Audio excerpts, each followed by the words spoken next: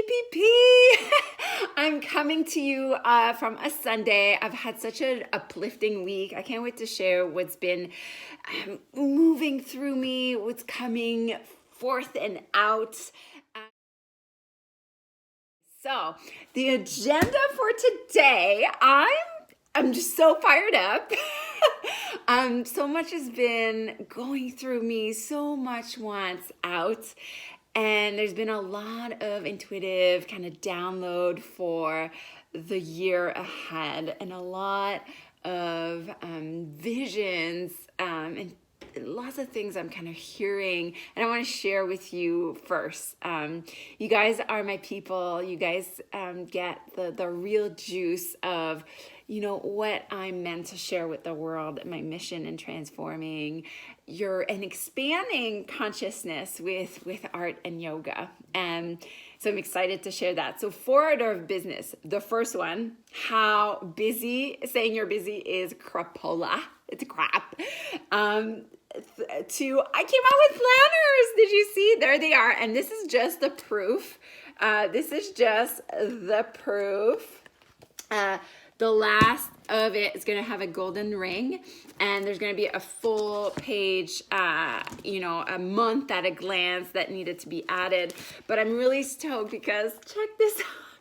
Because literally, like, the monthly section, it's like big oracle cards, and all through the planners there's creative tasks, there's space to put your gratitudes, there's small daily acts of bravery. I mean, it's your She-Kris planner right here. The best tool for your quest, and I mean,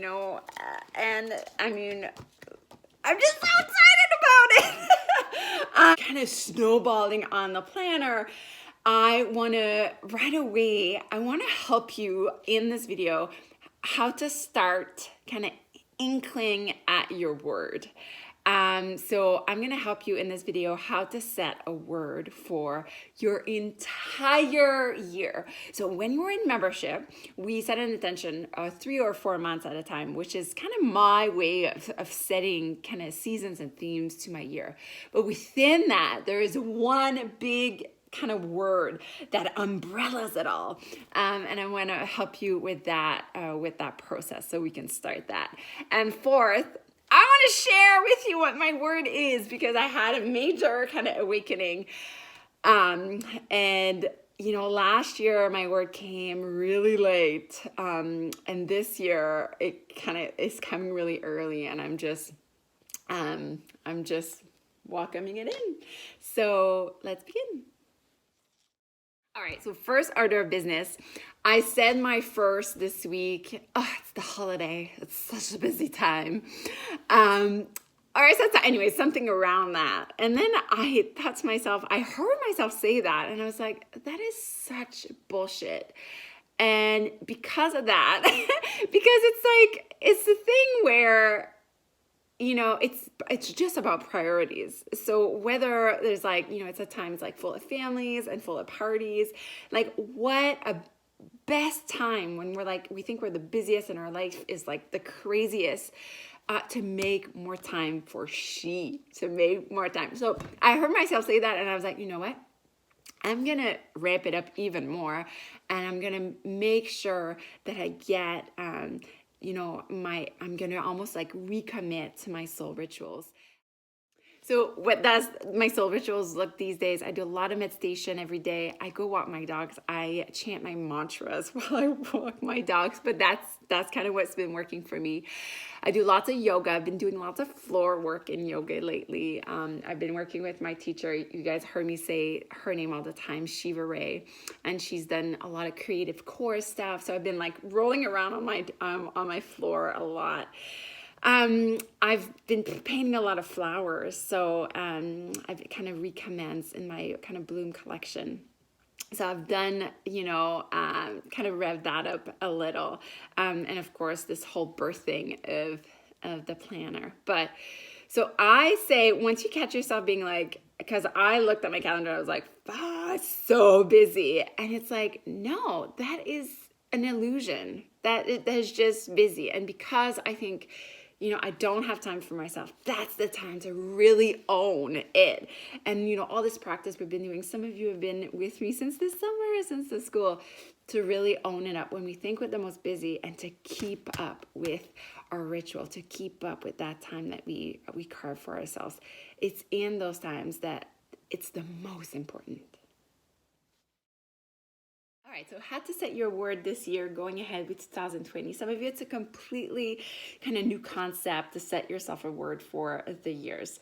I know, I'm totally done with resolutions. I don't do resolutions anymore. I realized a long time ago, I don't do my life, I feel my life. And really, the goals that, quote unquote, I wanted to achieve, they're not really, it's not the end of it. It's just like a feeling that I want from those goals. In our little caption below, in the little show notes, if you will, I will give you a link of a Facebook Live I did last year before the beginning of the new year. And I went through the steps of how to set yourself a word of the year. But that being said, and most of you got the planner already, it's in my planner as well. So I want to get you through, even though we don't have the planner, I want you to start kind of really inkling at what's the next year is going to be like for you. I'm going to tell you something. Having worked with intention, because setting yourself a word just really is setting yourself an intention for your year. It's the easy part.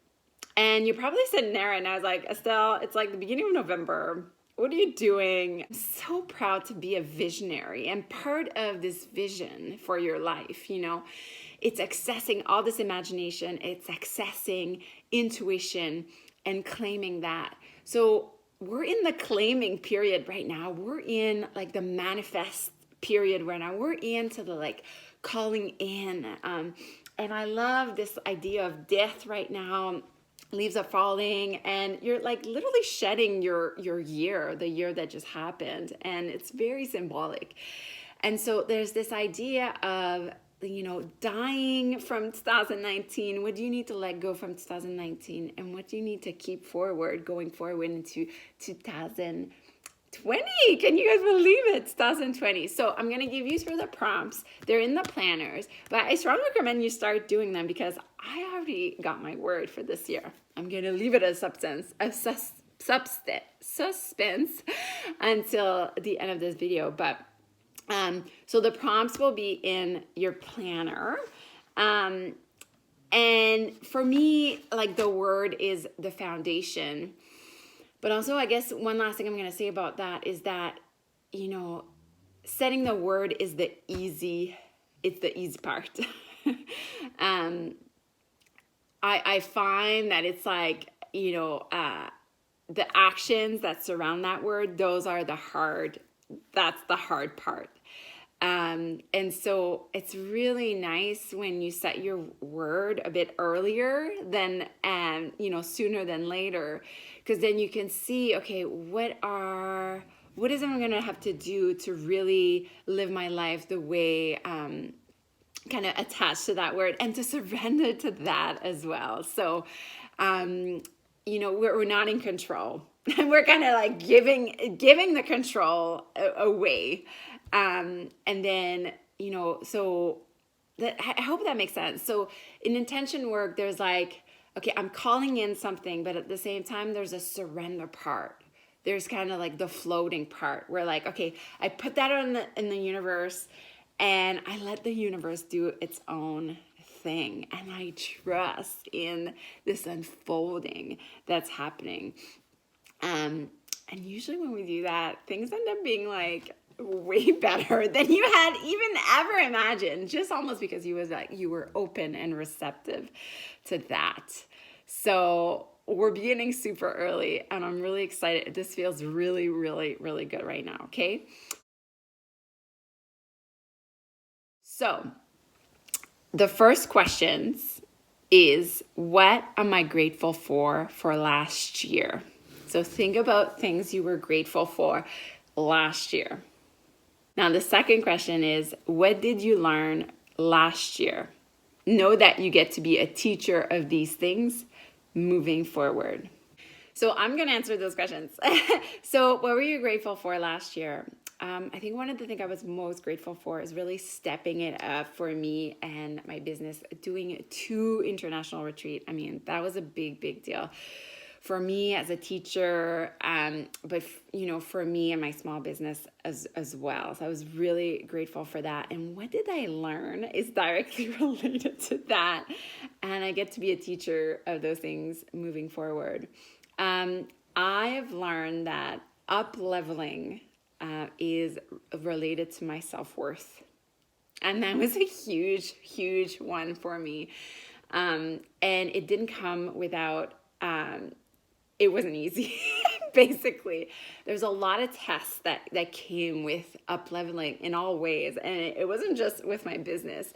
It meant that I just really had to step it up in my radiance, which leads to my next question, which is pick one word that described last year. But that's easy because I set myself words every year. And this year my word was radiance. And I realized that to be as radiant as I wanted to be, I and still do need to go to the darker, denser part of me. And it's so paradoxical, but it's like to step over the fence really mean like I can only be as bright as I am dark. And that is huge. And you can't just be, I'm gonna radiate, I'm gonna be brr, brr, brr, if I don't go into those places that are unspoken for and hidden inside you. And what I learned is that, and then from that, some of you know I'm not doing net retreats next year because I realized that to step in even bigger in my fullness, I need to hold space for what is dark inside me. So that's why I'm taking a year off, taking retreats, so I can do that. And I just don't want to teach the same thing like over and over again. And I don't know how other people do it, leading retreats and not having that time for yourself, holding space for your own. I can't hold space for you all women if I don't hold space for myself first, right? Let's continue. So pick one word to describe last year. That would be radiant. And then another question is, if your year was the title of a movie, what would it be? Next question. What are 5 feelings you want to feel next year? So now we're starting to rise into 2020. Now that we've landed. Let me think about it. What your year title of a movie?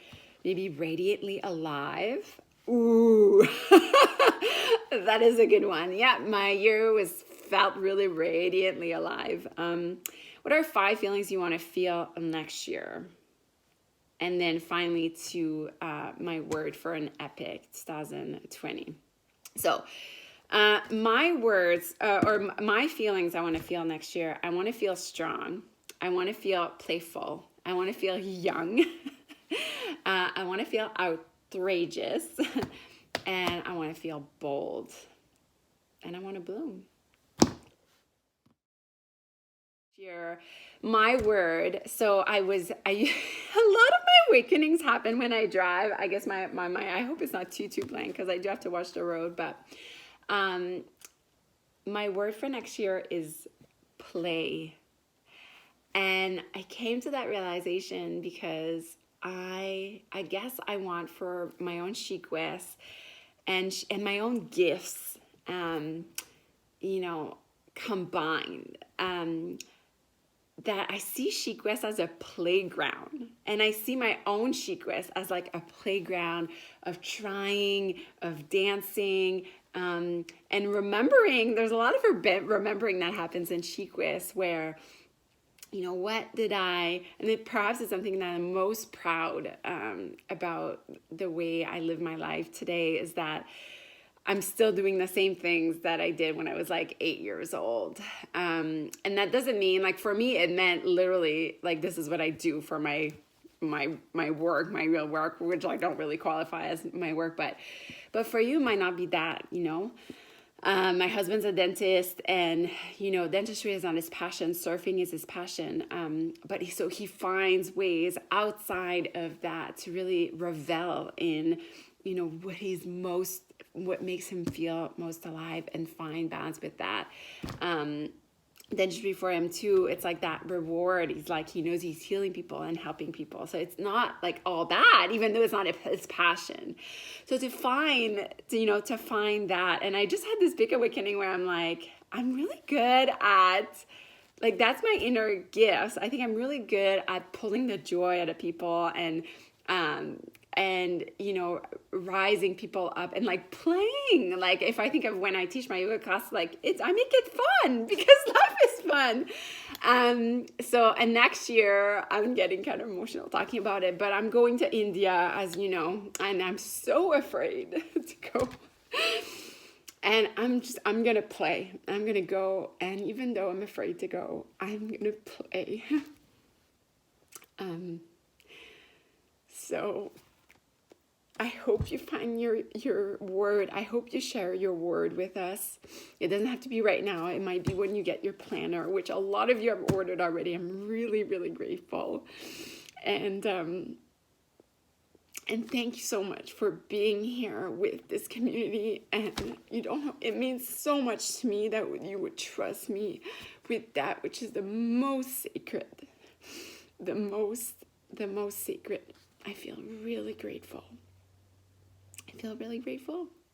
Go on now, radiantly alive. Oh, that felt good. I'll see you tonight. There's a call tonight for us chiquesse. Take care.